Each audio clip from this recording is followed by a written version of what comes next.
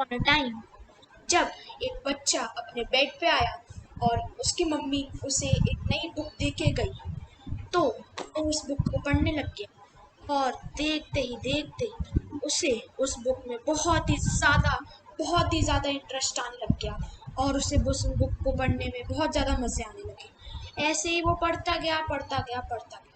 फिर एक दिन वो एक ऐसी चीज़ के देखा जिसको देख के वो बहुत चक्कर रह गया और डरने लग गया, सोचने लग गया कि ऐसा नहीं हो सकता, ऐसा नहीं हो सकता। फिर उसने सोचा एक ऐसा धमाकेदार आइडिया जिससे वो बचा सकता है लोगों को। उसने सोचा कि अब तो मैं ये करूँगा ही। अब आगे so welcome back guys to my channel. और गाइस आई होप कि अभी तक तो आप लोगों को समझ में आ ही गया होगा कि मैं इस वीडियो में आपको क्या बताने वाला हूँ। नहीं आया, मैं समझा देता हूँ। तो मैं आपको बताने वाला हूँ इस वीडियो में ओजोन लेयर के बारे में, क्योंकि आज है एक शुभ अवसर, preservation of ozone layer day, जो आज 16 सितंबर को मनाया जाता है ओजोन लेयर के प्रिजर्वेशन में। लेकिन गाइस आज मैं आपको बताने वाला हूँ इस वीडियो में ओजोन लेयर के प्रिजर्वेशन के बारे में नहीं, बल्कि और भी इन्वायरमेंटल चीज़ों के बारे में, और उसके बारे में आपको और भी ज़्यादा थॉरो नॉलेज दूंगा। तो चलिए शुरू करते हैं आज की वीडियो से।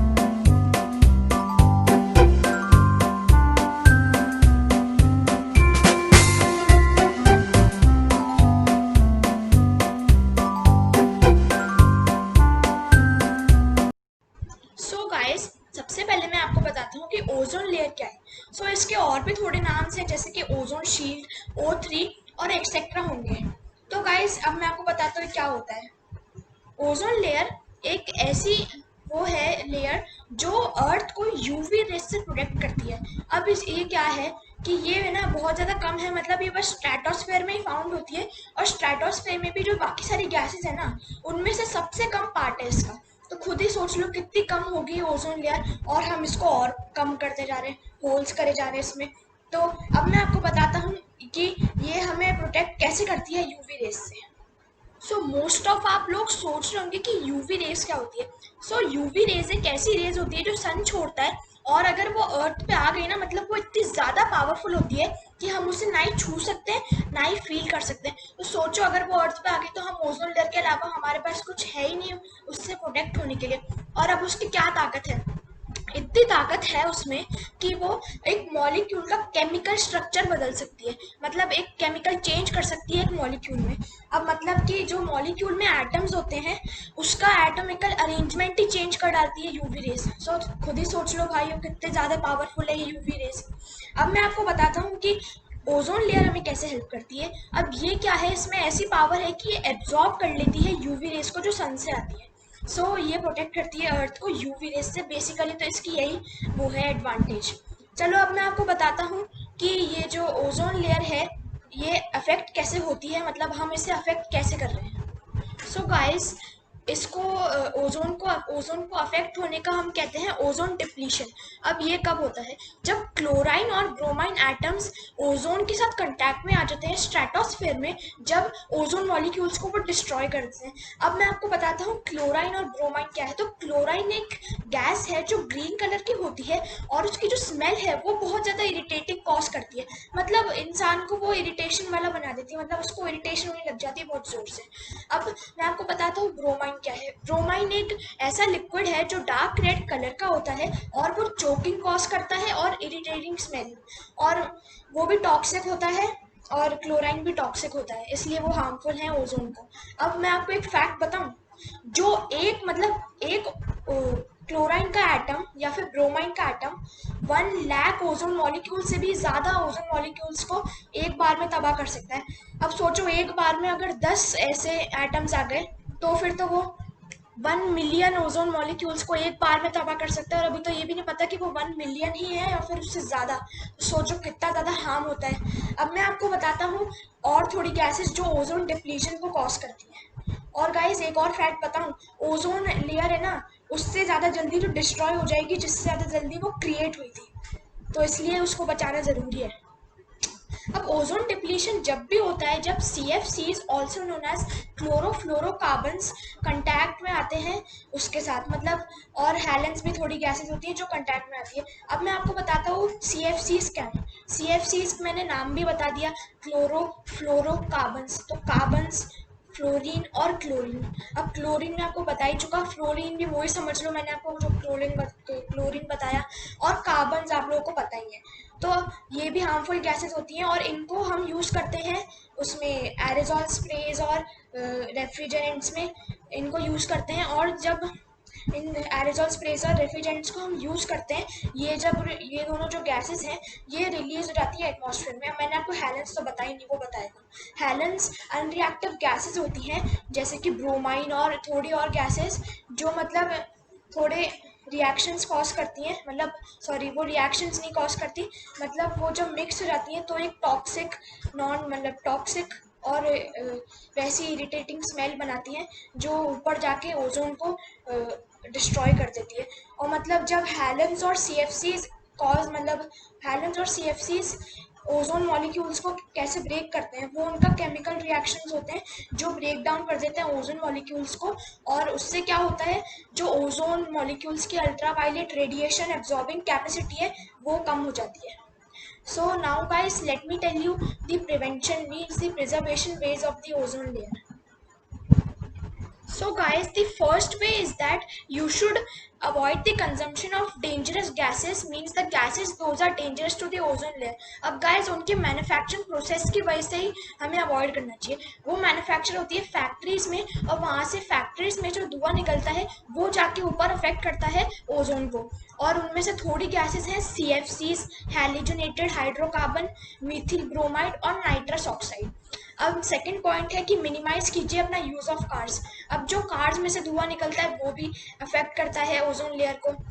तो आप क्या कर सकते हैं, अगर आपको कार यूज करनी है तो आप कार पूलिंग कीजिए। अब इसका मतलब है कि आप मतलब जितने लोग आ सकते हैं कार में उतने लोग आए, ऐसा ना करें कि 2 लोग हैं तो 2 अलग अलग गाड़ी में जा रहे हैं।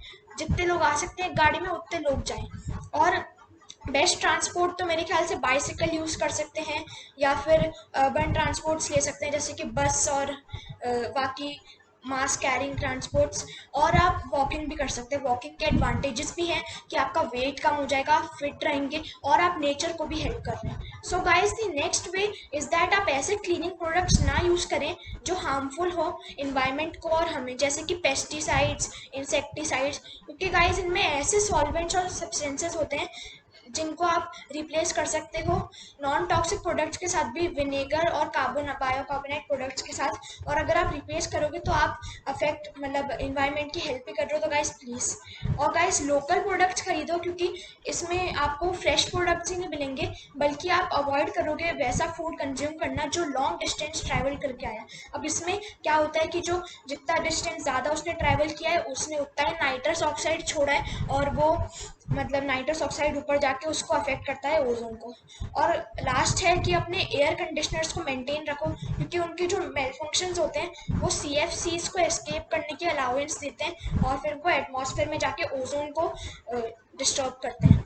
So now guys, let me tell you about a great activist who fought for climate change and now she is a leading voice. So most of the people might be knowing her. Her name is Greta Thunberg. She is a Swedish teenager who skipped school and inspired an international movement to fight climate change. और guys अब तो वो एक leading voice बन चुकी है जिनने millions को इंस्पायर किया है प्रोटेस्ट ज्वाइन करने के लिए अराउंड द वर्ल्ड। और गाइज वो फाइट करती है क्लाइमेट चेंज, और अगर मेरे ख्याल से तो वो नहीं होती तो फिर किसी को पता ही नहीं चलता कि ओजोन लेयर में ये भी होता है और हमें इसको बचाना पड़ेगा और अभी तक तो और तबाह हो चुका होता। तो guys my thank you to her. But guys video यहाँ खत्म नहीं होती, मैं आपको थोड़ी और चीज़ें बताने जा रहा हूँ क्लाइमेट चेंज के बारे में। सो मोस्ट ऑफ द दोस्तों watching this video know climate change, लेकिन जिनको नहीं पता है मैं उनके लिए बता देता हूँ। तो क्लाइमेट चेंज एक ऐसे लार्ज स्केल शिफ्ट्स हैं वेदर पैटर्न्स में जो क्यों होते हैं हमारे human emissions of green house gases से। अब ग्रीन हाउस गैसेस बहुत ज़्यादा हार्मफुल होती हैं ऑलवेज, लाइक कार्बन और डाइऑक्साइड और नाइट्रोजन। और गाइस मेरे ख्याल से तो ऐसे बहुत सारे प्रीवियस पीरियड्स रह चुके हैं क्लाइमेट चेंज के जिनमें मतलब जिनने वर्ल्ड को तबाह करके रख दिया एकदम। और फ्रॉम माई थॉट तो सिंस मिड 20th सेंचुरी जो अमाउंट ऑफ चेंज और रेट ऑफ चेंज है क्लाइमेट चेंज का वो तो अननोन ही रहा है। लेकिन रुकिए, अब मैं यह वीडियो यहाँ नहीं ख़त्म होती, मैं आपको बताऊंगा थोड़ी चीज़ें, मतलब थोड़ी चीज़ें क्या मतलब मैं आपको थोड़े ऐसे कॉन्सिक्वेंसेस बताऊंगा जो होते हैं क्लाइमेट चेंज की वजह से। तो पहला कॉन्सिक्वेंस है राइजिंग सी लेवल्स। अब दो और बताता हूँ फिर इसका मीनिंग बताता हूँ। हायर ओशन टेम्परेचर्स और इंक्रीज इन हैवी प्रेसिपिटेशन। अब इन तीनों से ही, ये तीनों मेन है, मतलब क्योंकि इनकी वजह से ही नेचुरल डिजास्टर्स आते हैं और नेचुरल डिजास्टर्स की वजह से इनडायरेक्ट कॉन्सिक्वेंसेस होते हैं जो मैं अभी आपको बताने जा रहा हूँ। तो वो इनडायरेक्ट कॉन्सिक्वेंसेस हैं increase in hunger in water crisis specially in developing countries. मतलब जो डेवलपिंग कंट्रीज हैं उनमें नेचुरल डिजास्टर्स आ रहे हैं जिनकी वजह से वहाँ पे बिल्डिंग्स टूट रही है और बहुत सारी वो हो रही है नुकसान, और इसके वजह से हंगर और वाटर क्राइसिस हो रही है। हेल्थ रिस्क हो रहे हैं राइजिंग एयर टेम्परेचर और हीट वेव्स के थ्रू। इकोनॉमिक इम्प्लीकेशंस हो रहे हैं जो मतलब इमेज खराब कर रहे हैं, मतलब वो डैमेज कर रहे हैं क्लाइमेट चेंज की वजह से। और गाइस पेस्टिसाइड्स और पैथोजेंस का स्प्रेड बढ़ते ही जा रहा है। लॉस ऑफ इकोसिस्टम हो रहा है क्योंकि अडेप्टेबिलिटी नहीं हो पा रही, और अडेप्टेबिलिटी फ्लोरा एंड फौना की भी नहीं हो पा रही क्योंकि हम बिल्डिंग्स और फैक्ट्रीज और ये सब खड़ी कर रहे हैं। ओशियंस में एसिड बढ़ते ही जा रहे हैं due to increased CO2। Acid बढ़ते ही जा रहे हैं और ओशियंस में मतलब क्या बताऊँ, अब वो जो मरते जा रहे हैं, मतलब ये एनिमल्स मरते जा रहे हैं उसका पानी पी के। और अडेप्शन की अब तो नीड सब एरियाज में हो चुकी है, मतलब वहाँ पे बहुत कम अडेप्शन हो रहा है agriculture, forestry, energy, infrastructure, tourism और वगैरह वगैरह। लेकिन अब मैं आपको बताऊंगा final point of the video में कि आप प्रिवेंट कैसे कर सकते हैं क्लाइमेट चेंज को। तो चलिए मैं आपको बताता हूँ। सो गाइस जो बेसिकली पॉइंट्स हैं वो बहुत ज़्यादा सिंपल है, कुछ भी ज़्यादा डिटेल के नहीं है। फर्स्ट है कि अपनी कम्युनिटी को ग्रीन रखो, हर जगह प्लांट्स रखो और ग्रीनरी रखो, और कंजर्वेटिव रहो एनर्जी यूज़ के साथ। उसको ज़्यादा गंदी चीज़ों पे या फिर फालतू चीज़ों पे वेस्ट मत करो, अच्छी चीज़ों पे उसको यूटिलाइज करो, रिसाइकलिंग करो, एजुकेट करो दूसरों को इसके बारे में, क्लाइमेट चेंज के बारे में, ओजोन लेयर के बारे में और बाकी इन्वायरमेंटल इश्यूज़ के बारे में। इनकरेज करो यूज़ ऑफ रिन्यूएबल एनर्जीज, क्योंकि नॉन रिन्यूएबल है और वो कभी भी ख़त्म हो जाएंगी, और अगर वो ख़त्म हो गई तो बहुत ज़्यादा ही प्रॉब्लम आ जाएगी क्योंकि इनको रिफॉर्म होने में 1000 to 2000 ईयर्स लगते हैं। So that is it for the video guys. अगर आपको वीडियो अच्छी लगी हो तो प्लीज़ लाइक कर दो, सब्सक्राइब कर दो, और हाँ बेल आइकन को दबा दो ताकि मैं ऐसी नॉलेज एंड इन्फो की वीडियोस लाके आपकी हेल्प करते रहूँ। और हाँ, ये जो प्रिकॉशंस है इनको फॉलो करना मत भूलना, जिससे आप प्रिवेंट कर सकते हैं क्लाइमेट चेंज और डिप्लीशन ऑफ ओजोन लेयर। और हाँ गाइस, वीडियो को शेयर कर देना जिससे जितने ज़्यादा ग्रुप्स में आप कर सकते हो, क्योंकि गाइस इससे अवेयरनेस स्प्रेड होगी लोगों में ओजोन लेयर और इसके क्लाइमेट चेंज के बारे में। और हाँ गाइस, अगर आपको कुछ भी नहीं समझ में आया हो तो मुझे कमेंट में बता देना, मैं एक और वीडियो बना के आपको समझा दूंगा। तो चलो next till the next video, bye.